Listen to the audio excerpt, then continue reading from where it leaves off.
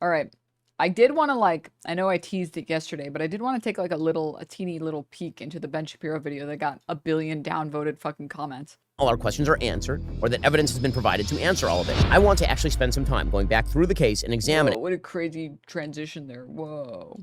The legitimate questions. And again, there were and are legitimate questions. The victims sought to have Epstein's plea deal unsealed. Federal prosecutors battled them because of the terms of the already agreed upon non-prosecution agreement. Again, in October, Epstein began his work release program. He was transported to an office in Palm Beach during the day to work and then returned to the Palm Beach County Jail in the evenings to sleep. In July, everything he said so far has been in one ear, out the other. I'm just not listening, or I'm just not hearing his ass, as one chatter.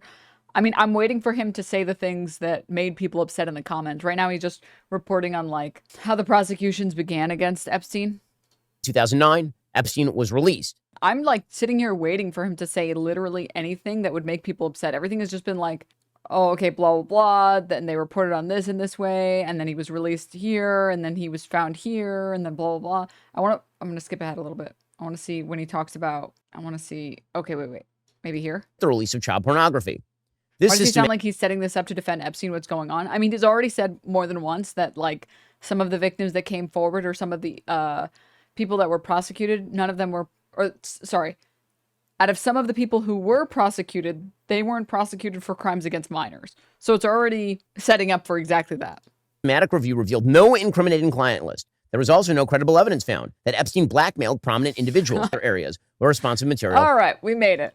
May have been stored. These searches uncovered a significant amount of material, including more than 300 gigabytes of data and physical evidence. The files related to Epstein include a large volume of images of Epstein, images and videos of victims who are either minors or appear to be minors, and over 10,000 downloaded videos and images of illegal child sex abuse material and other pornography. Teams of agents, analysts, attorneys, and privacy and civil liberties experts combed through the digital and documentary evidence with the aim of providing as much information as possible to the public while simultaneously protecting victims. Much of the material is subject to court-ordered sealing. Only a fraction of this material would have been aired publicly had Epstein gone to trial, as the seal served only to protect victims and did not expose any additional third parties to allegations of illegal wrongdoing. Again, that is, okay, that last point there is the crucial point. And the seal on this material was not designed to prevent the exposure of additional third parties to allegations of illegal wrongdoing.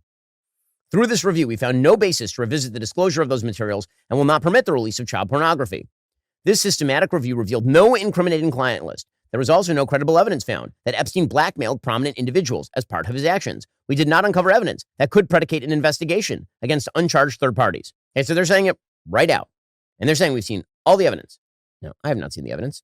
You have not seen the evidence. They have seen the evidence. So again, either Bondi, Patel. Can you imagine being Ben Shapiro and you have to make a video justifying Trump's actions? So you tell them that don't worry, Trump's team saw all the evidence and then they found that there was nothing really to investigate past that. So you don't have to worry about it.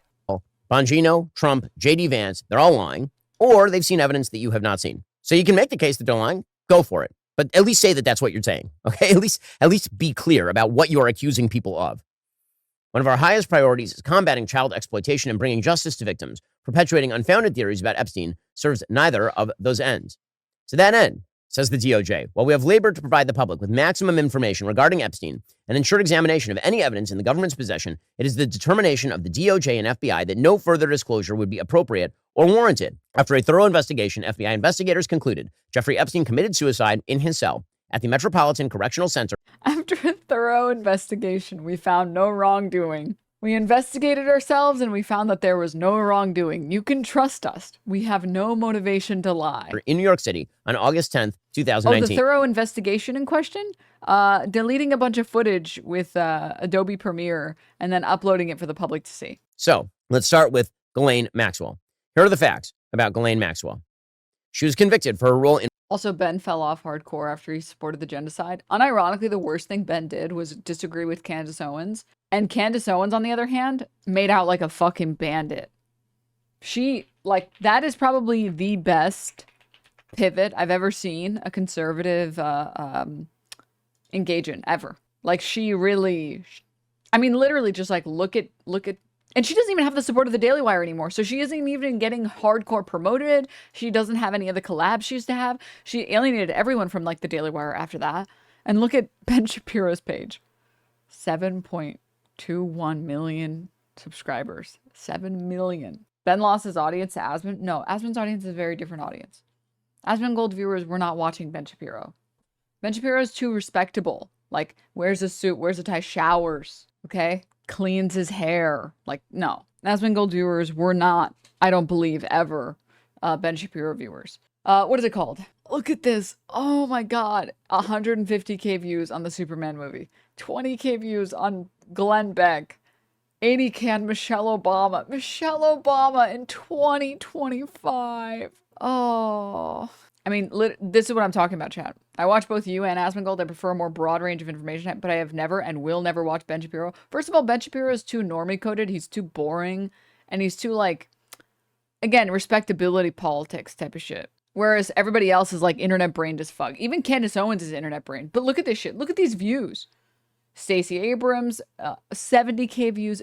Democrats defend illegal immigrant child labor on pot farm. 300K views. Good for you, Ben. Good for you. And then the smoking gun and the Biden cover-up. We're still on Biden, dude. Oh my God. Fuck. And then this video, this Epstein video, and this one as well, and this one as well. But even here, it's like these views are like not good. Like at most maybe 300K, maybe 4. And then the ones that perform bad, the flops are like 50K. Like, it's brutal. But look at Candace Owens' page. 1 mil, 600, 1.4, 800, 500, 600, 500, 400. I'm not joking. The smartest thing that she did was go full in, like all in on no, they're conducting a genocide. They're conducting a genocide because she was the only fucking conservative willing to do it. All the other conservatives were too afraid of losing like AIPAC funding. No, Candace Owens is not a good person to follow. No, she's just capable of reading the room. Okay, back to the video.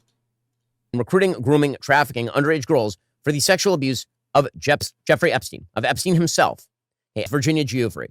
She claimed that Maxwell and Epstein told her to have sex with Epstein's powerful friends and associates, including people like Prince Andrew, Senator George Mitchell, and Alan Dershowitz. She did not provide any supporting evidence of these allegations about anyone but Epstein and Prince Andrew, with whom she took a photo, and Maxwell in London. This is so rich coming from fucking Ben Shapiro, when this guy literally parroted every single Israeli narrative about any and all systematic abuse and weapons of war, or using sexual violence as a weapon of war that Hamas engaged in, like baby beheadings, that he was happy to parrot all of these long before it was even possible for there to be evidence of it. Like, it was on October 7th that he was actively saying Hamas is using rape as a tool for war. And it's like, for him to be the person to say, and by the way, these multiple women who came out about Epstein's sex trafficking ring, they didn't even provide that much proof. Prince Andrew settled a civil lawsuit. That civil lawsuit did not admit guilt. He was in the middle of a big bust up in England at the time. So there's, in settlement cases very often, if you don't admit guilt in a settlement case, that means you're not admitting guilt. So maybe he did, maybe he didn't. The problem for Giuffre and for people... You ever pay $15 million because you didn't do anything wrong? Oh, God. Yeah, all the time, actually. Yeah, Back on the Epstein stuff for a second. I'm sorry. I've been enjoying the Dan Bongino crash out. Polygraph tests, forced retirements, and sudden, mysterious, unexplained absences. A wave of brand new reporting reveals that the nation's top law enforcement agency has devolved into a Lord of the Flies situation under Donald Trump.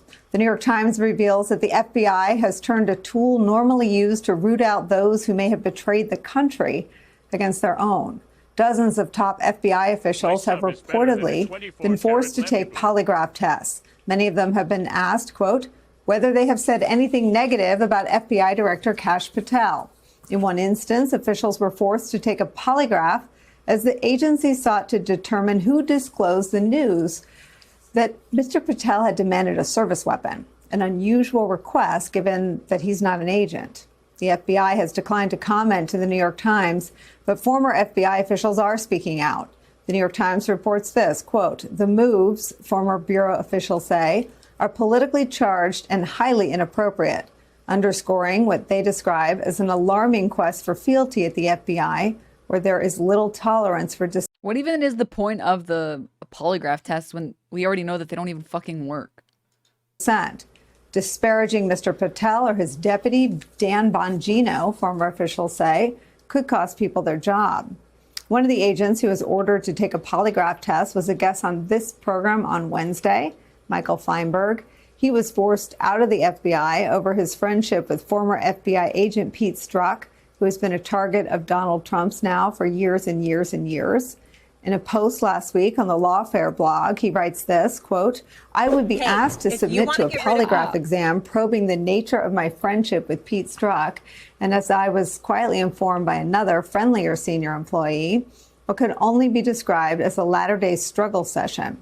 I would be expected to grovel, beg forgiveness, and pledge loyalty as part of the FBI's cultural revolution brought about by Patel and Bongino's ascension. Cultural revolution.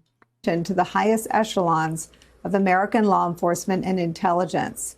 Feinberg quit before taking that polygraph, and so have a lot of other people. According to the New York Times, quote, top agents in about 40% of the field offices have either retired, been ousted, or moved into different jobs.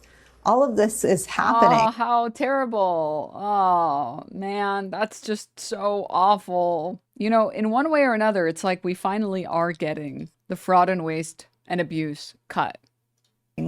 As the top brass at the FBI and DOJ are in turmoil, roiled by the implosion of one of the biggest conspiracy theories that animates MAGA these days.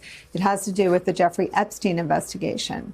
On that, Axios reports this, quote, FBI Deputy Director Dan Bongino took a day off work Friday after clashing at the White House with Attorney General Pam Bondi over their handling of the Jeffrey Epstein files.